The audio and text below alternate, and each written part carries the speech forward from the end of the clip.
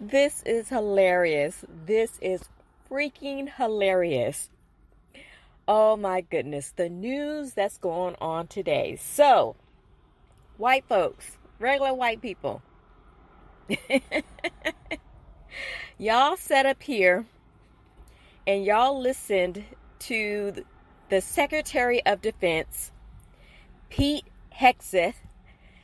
Oh my goodness. Y'all listened to him last week talking to the generals like they were children, telling them, him and the President Trump, telling them how they were just going to send military troops into our cities. Wherever there was black folks, that's where they were going to send them. Y'all do not know divine prophecy at all. I mean, y'all wallowed in the blood money and truly believe that there would be no payment from it. Y'all sign the contract with Satan, really never expecting that you would have to pay up. You see, this is why black folks are so quiet. This is why you're not getting us out there on the streets, because we know intuitively that it's time for payment. We know what time it is. And that's and it may not be the majority of black folks, but it doesn't have to be. It just needs to be enough of us, those of us who know what time it is. And some of our most outspoken of us tried to tell y'all, but you weren't hearing us though. You assumed that it was going to be white supremacy now, white supremacy forever. No. So, ladies and gentlemen, the news is circulating worldwide right now about the deal with, I believe it's the area of the world, the Middle Eastern area of the world, the Qatar, the royal family, the government, the Sharia law folks, the Muslim contingency of the world, are going to now be able to bring their army, their troops here, right here, smack dab in the middle of America. Damn. Y'all let Hexus sit there and tell you about troops going into the cities. And as long as he mentioned that those quote-unquote troops were going to be placed in Chicago, in Detroit, in places where black folks were, and the president too, President Trump also said the same thing. It was really him saying that. But and y'all was all right, never really expanding that they could be doing an alley-oop. And I'm going to tell you why. I'm going to tell you the root of your disassociation to the truth of who you're dealing with, that black people have always known, is that you have forgotten that you're still the peasants in their worldview. There is the aristocracy, the royalty, and then there's the peasants. And the aristocracy and the royalty never accepted you as their equal. And they never intended for you to be anywhere near them, or that you were sharing all of the spoils of these ill-gotten gains that they have been bequeathed to by the great Satan. The wicked entities that had ruled over this world. You forgot that. You woefully forgot that. You succumbed to the delusion. But the descendant of American slaves, the true Hebrew Israelites, never did. We never did. See, those folks that have $100 million or more, hundreds of million billionaires, they know they're not like you. And they don't wish to be like you. And at this point, they're telling you they don't even need you anymore. And they'll use you as far as they can use you. And now you are here a sitting duck. But I'm going to let you on another little secret too. Is that the wise among black folk and may I say even quite possibly the anointed, because we were reading the tea leaves correctly. I'm going to tell you about an experience that I had. So when it came time to vote for the president last November, I had told, I had a conversation with a white woman, a co-worker, a nice white woman, by the way, very nice to me, which I can't say that about a lot of my co-workers. She was actually really the only one. And the rest of them were immigrants, and they were really hoity-toity and really practicing white supremacy. And white supremacy and racism and hostile. But do you realize, and what I asked her, I said, do you realize that some of us are very wise, that we know what this man would do, and we would trigger it. We would, if given the opportunity, we would make sure that he got into office because we knew about your history. And she's like, I know. But she never really came back to me to really talk about it. And I suspect that there are a few of you, not majority of you, a few of you that have asked black folks either why they set out or how did they vote or whatever. And they have given you an answer that should have alluded to you asking more questions. But then that would have meant you would have to wake up and smell the tea leaves and look at reality as it is. So what she did not realize what we knew, and what we do know, is that these people were always going to turn on you when they got the opportunity.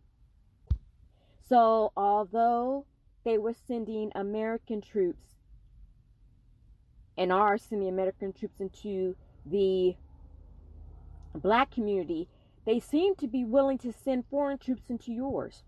Because Idaho, my friends, barely has any black people in it. That is a Republican state. That is a state full of white folks. And smack dab in the middle, you have a conglomerate of royal family and politicians of a foreign agent whom, as I understand, again, is suspected of being responsible in part of what happened on September September the 11th, 9/11. And that is really, really, really telling about who you're really dealing with when you speak of globalists.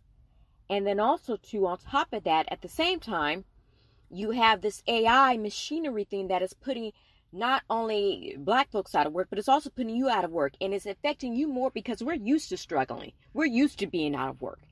We're seasoned in this. We're seasoned at being at the bottom. We're seasoned at being the first fired, last hired. You're not. You have wallowed in the goods of this devil's deal that had been made centuries ago. Nathan Bacon was right. And so I hope you realize that there are going to be more. And they have more tricks up their sleeves. And why they placate you with telling you all the things that they're going to do to black folks, to people like myself and others. You don't dare ask what they're going to do to you. You never thought to consider that you might actually be their number one enemy. See, understand what a foreign military agent, they have no feels for you like that. They're not your uncle, your brother, your sisters. They're not your mother, your father. Many of them don't even speak your language. And they have a history in how you treated them in their own homelands. And now the very white men that you trusted to keep white supremacy going is currently betraying even you. Man, this is real deep. This is like bottom of the ocean deep. And still, the spirit of the creator of the universe is keeping the descendants of American slaves, the true Hebrew Israelites, from doing anything stupid. We're just going to hold our peace. My guess is, as of today, what is it, October the 11th?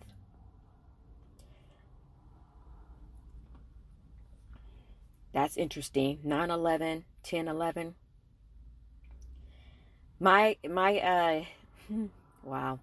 My guess is that, one, that's not going to be the only base. Two, they probably already got the troops there. They probably got it underground or in housing. And you got to think of that there are a lot of people from that part of the world that are now surfacing throughout the states. A lot of them. And a lot of them with wives and children, a lot of young military-aged men. I see them around here in California. They're everywhere. And now you got this military base that's happening. And you think that some of these men probably aren't military trained? Have you put that together? Have you thought about that? If Agenda 2025 or Agenda 25 is really, if they're really trying to pull this off, how many of you are going to go by the wayside? That's all I'm asking. That's all I want you to consider. These people who have been around for ages, bloodlines that run at the heart of the world that we currently live in, the world that is going by the wayside, they don't ever intend to bend. And to be quite honest, some of them, I mean the really anointed ones, know that at some point they're going to be restrained and, mightily dealt with. And so they have nothing to lose but to take as many people as they can with them. And you would be unwise to think that it's going to be black folks. I mean, you would really be unwise to think that. Because I'm telling you right now, it will not be. The colossal loss of life that we had happened when you came upon these shores for the first time. That happened in 1492. That's when the war started. So whatever sins that we had committed against the Most High God, he or she dealt with us mightily. And now we are a humble people. We are people who definitely know between right and wrong. Now perhaps it's maybe your turn, white folks. The unprofitableness of wrongdoing, nobody gets away with it. Everybody gets to taste the glory and they get to taste the pain. We had our own people sell us out into oblivion, and it looks like now you get to have yours.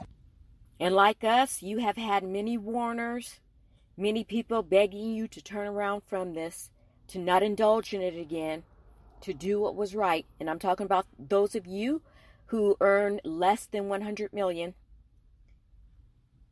Those of you that are middle class. Those of you that are even lower class. But nope, you chose this path, and so now you got to see it to its end. There is no turning around now. Now you're locked in. And I bet because you're psychologically trapped, emotionally invested, materially dependent, that you can't even mount a resistance against this. Which is why so many of you are asking us. But we're going to sit this out because we know, especially those of us who have a mission, been given divine orders from the Creator, the Most High God. And just those of us who have suffered under the hand of white supremacy. We know the spirit of the Creator of the universe is flowing on this country, and it is keeping us quiet. I pray every day for us to stand down. And so, in her arrogance, this particular white woman would not elaborate with me as to why why he was voted into office. But I'll tell you this because we knew that this was coming. We knew that he had the potentiality to fool you and to bring on the truth. That they don't like you either. And they will do to you what they have done to us if given the opportunity. And as a matter of fact, you forget your history because they did do it to you before they came here, before they were led into America. And yet when they offered you the illusion of being a king in your own home, a king of your own castle, no matter what size it was, you took it. And you loathe to let it go. It's not only frightening, it's tragic.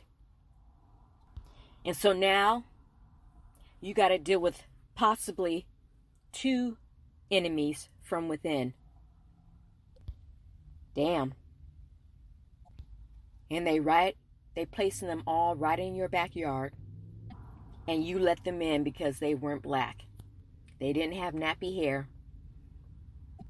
How many of them do you see when you go into the Walmarts? When you go into your grocery stores? How many do you frequent when you go to get something to eat?